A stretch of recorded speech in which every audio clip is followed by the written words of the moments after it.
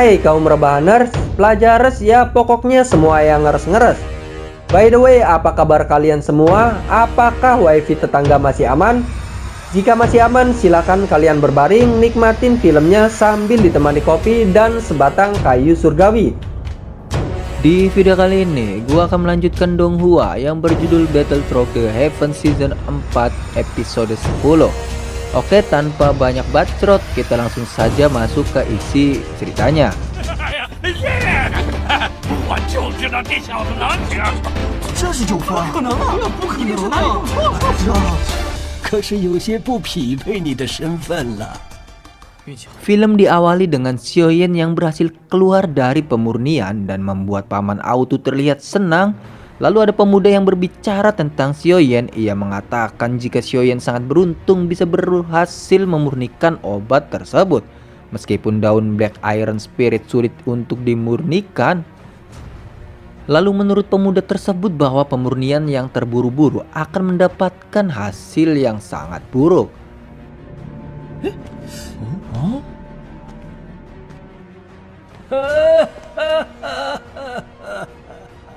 Lanjut cerita, Master Fakma akan menilai hasil dari pemurnian tahap pertama dan mengeluarkan benda yang bisa menilai obat tersebut.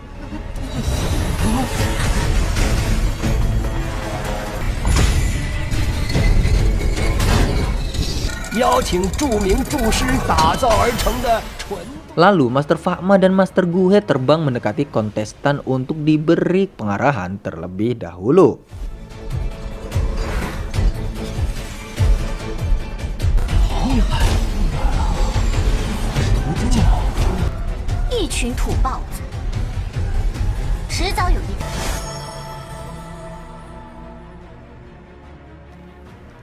Master Fakma menjelaskan tentang cara alat tersebut bekerja. Tiba-tiba Xiaoyan merasakan tubuhnya menjadi sesuatu yang aneh.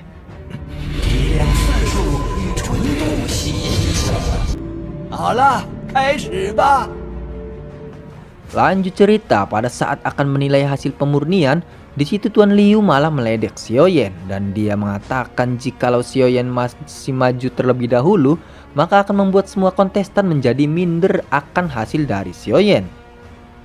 Dan proses penilaian pun dimulai dengan pemuda yang berbaju biru dan ia hanya bisa memurnikannya sebanyak 3 kali. Lalu menurut Master Fakma itu sudah lebih dari cukup. Scene berpindah pada Hai Bodong yang sedang menikmati udara segar di siang hari. Ia terlihat sedih memikirkan dirinya yang kekuatan jiwanya sedang terluka akibat insiden kemarin.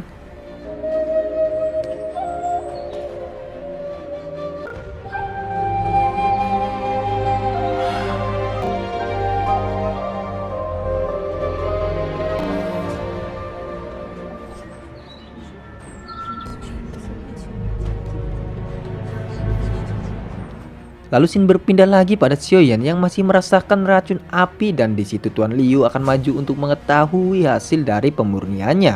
严枭雄，那我就先行一步了。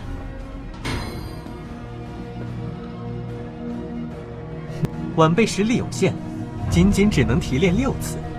不过我的纯度一定比他高。也只能提炼5次。他说6次。先让人家是丹王符合的土。 1分，恭喜你过关了。 Tuan Liu pun berhasil lulus dengan 7 poin. Lalu kontestan lain memuji Tuan Liu karena berhasil di atas rata-rata. Akan tetapi menurut Tuan Putri, Yuar dan Xiaoyan lah yang akan mendapatkan poin tertinggi. Dan selanjutnya Tuan Putri yang akan maju. Dia berhasil mendapatkan 5 poin. Pada akhirnya dia terlihat kesal dan berkata jika mesin tersebut adalah yang rusak. Lanjut cerita, Xiaoyan sekarang yang akan maju. Akan tetapi Tuan Liu masih saja menyindir soal Xiaoyan yang mempunyai inti api. Dan Xiaoyan akan mempunyai kejutan untuk mereka. 他一定能给我们一个大大的惊喜。诸位，就凭他。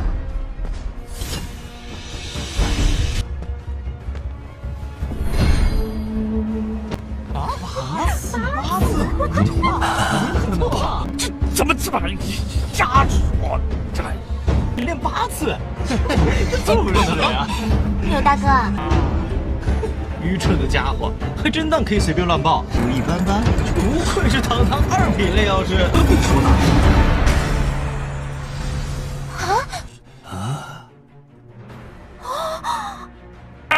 耶！我就知道这小子能行。 Pada akhirnya, Master Fakma pun mengumumkan jika Xiaoyan lulus tahap pertama dan mendapatkan 9 poin. Dia juga berkata jika lencana alkemis tingkat 2 di dadanya sangat tidak cocok untuk Xiaoyan yang mempunyai kekuatan dahsyat seperti tersebut. 这家伙故意隐藏实力，让人看不起。这眼小……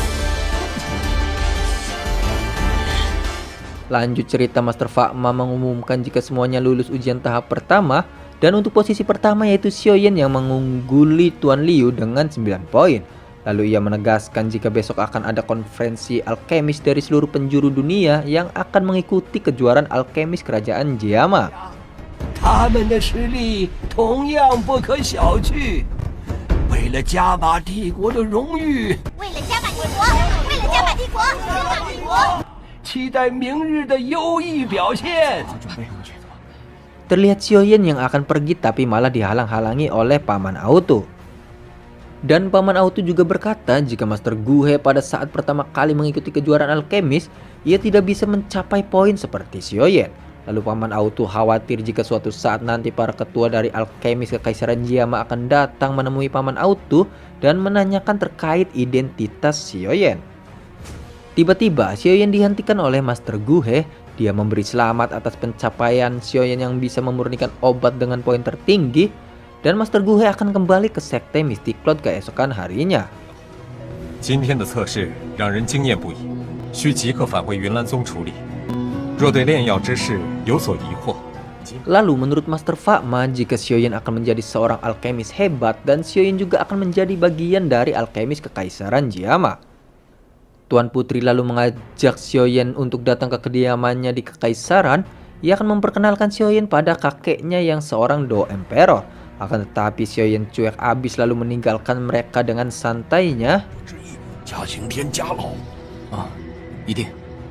法满会长，古河大师，晚辈先行告退。哎，年轻人啊，不懂事，我这就去教训他。有些脾气实属正常。 你等着。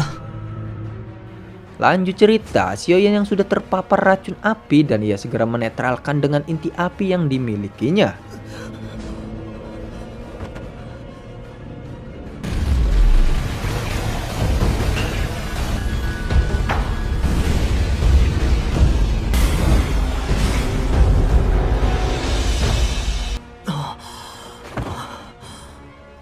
Xiaoyan khawatir dengan kemunculan racun api yang tidak bisa ditebak kapan ia akan muncul.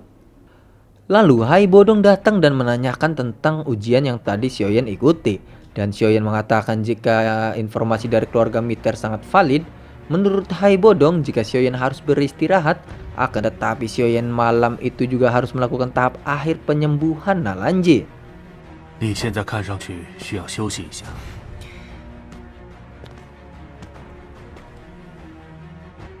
Lanjut cerita, Xiaoyan dan Hai Bodong yang sedang menuju ke kediaman Nalanji. Tiba-tiba ada seseorang yang menyerangnya dan Xiaoyan kira itu adalah Do Emperor yang dulu ia temui. Akan tetapi Hai Bodong menjelaskan jika itu adalah permasalahan pada masa lalu dan akan ia hadapi seorang diri.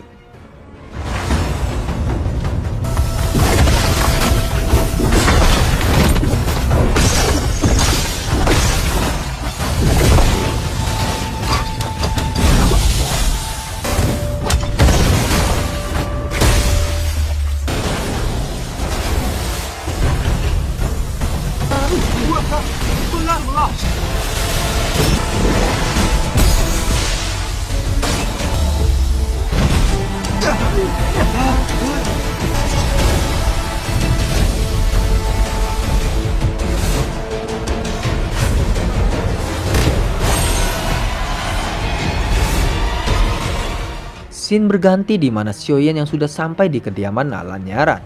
Pada saat ia melihat perjamuan Tuan Nalanji, ia sempat akan pergi karena ia tidak suka acara tersebut. Akan tetapi Xiaoyan ditahan oleh Nalanyaran. 来了，便请一起参加宴会吧。不用了，纳兰小姐，我这人喜清静。 Kabar tentang Xiaoyan yang mengikuti ujian alkemis ternyata terdengar sampai di telinga Nalanyaran. Dan Nalanyaran pun mengucapkan selamat pada Xiaoyan.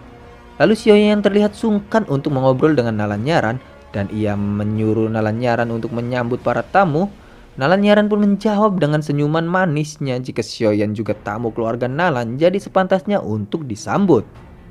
Tiba-tiba pacar Mimin yang kedua datang dan menyuruh Nalanyaran untuk menyambut para tamu. 炎萧先生，我们又见面了。怎么，炎萧先生和亚菲姐很熟？还是我推荐他前来为纳兰老爷子驱毒？你说是吧，炎萧先生？哎，你这人太没礼貌了。